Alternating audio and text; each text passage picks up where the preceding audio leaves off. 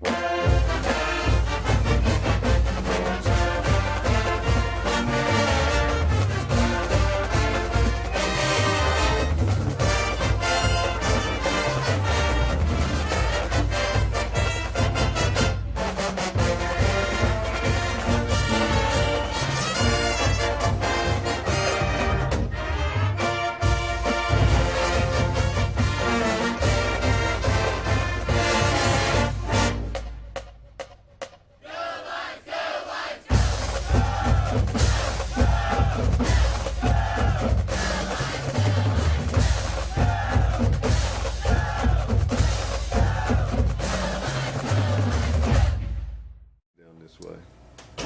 my grandfather, Dr. Sibley Holmes, moved down here 1912, about then. Foley, of course, was a fairly new town then. And he's originally from Timsock, North Baldwin County. That's where our family came to Alabama. And he came down here, actually from Monroe County, where he was then. He graduated from the University of Alabama, had its medical school in Mobile in 1895. He graduated, and so he came to Foley about 1912 and practiced. And then my dad, after he finished med school, came back in 1926, I think it was. And my mother was a nurse, and she worked with my dad, and we had there were three of boys, and I was the middle boy. What's your brother's name? Buddy, my older brother, W.C.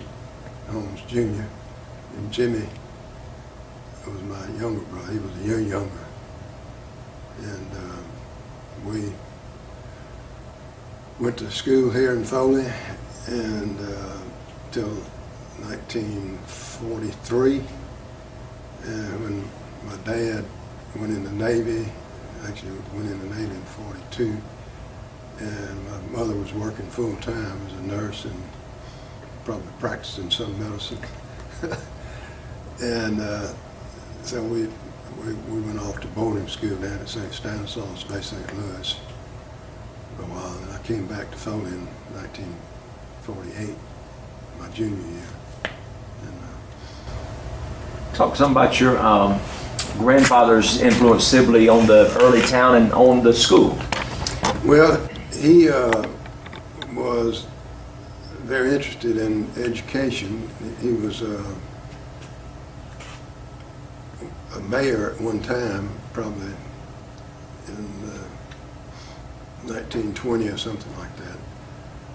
And he was also in the state legislature and became a state senator. And he had a lot of interest in education and helped found the school. I think it started as a elementary or grammar school, as we called it then. And the building was right there on the corner of the old building. I think it was built about 1915.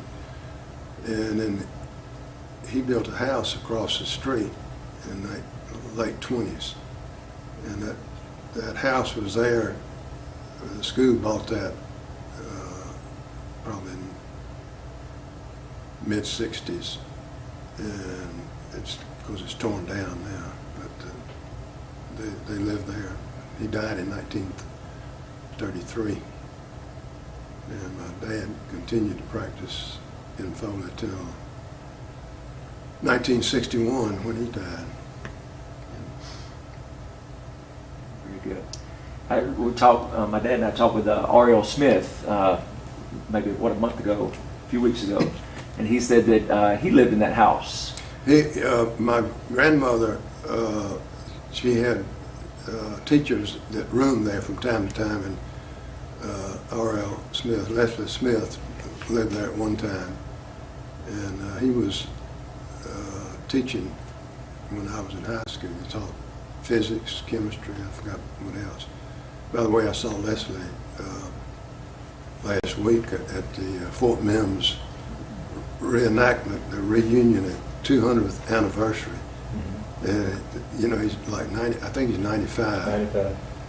and lives up there in Latham. And I stop by to see him occasionally. And he's doing well. Yes, sir. He's got a cane, but he's 95. That's pretty good. Yes, sir. And the houses you're referring to, the school building was on the, I guess, the northwest corner of Jessamine and Pine. Mhm. And your grandfather's house was across the street south of that, which Right. I know as Mr. Messick's house. He was the principal back in the 70s and 80s. Uh-huh. And then I think it was the Magnolia Room. Yeah. The Magnolia Room for Yeah, a while. right. Yeah. Uh-huh. What do you remember if about there was a brick house that was actually right out here? Do you what do you? Well, I was telling Keith that Mr. Bryant lived there. He was the ag teacher, and I think he died our senior year. And but he lived there at that time. He'd lived there a few years. I don't know how long.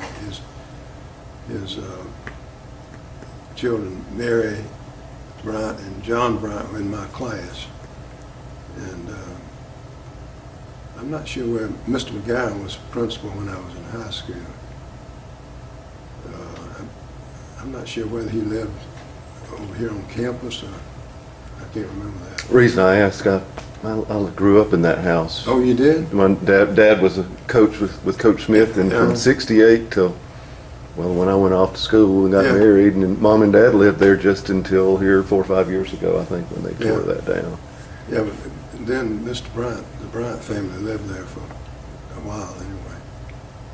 You mentioned Mr. McGowan. Do you have any? What's some memories you have of Mr. McGowan? He was a good fellow and pretty strict. I can remember he came out to practice sometimes, and I can remember every now and then offered you some advice. I can remember one time coming up to me in the hall and telling me I was paying too much attention to a girl. Yes, sir. But he was a good fellow. Talk about your dad a little bit and some of your dad's influence in the area. Well, of course, he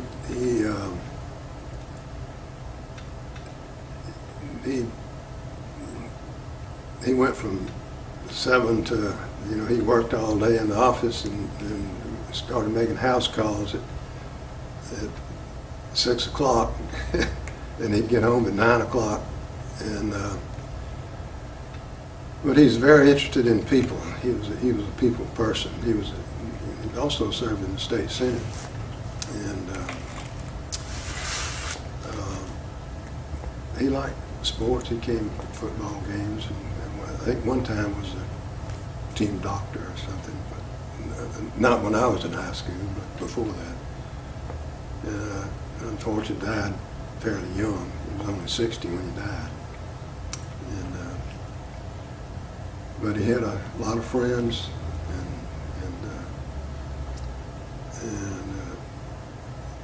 he was all over the county.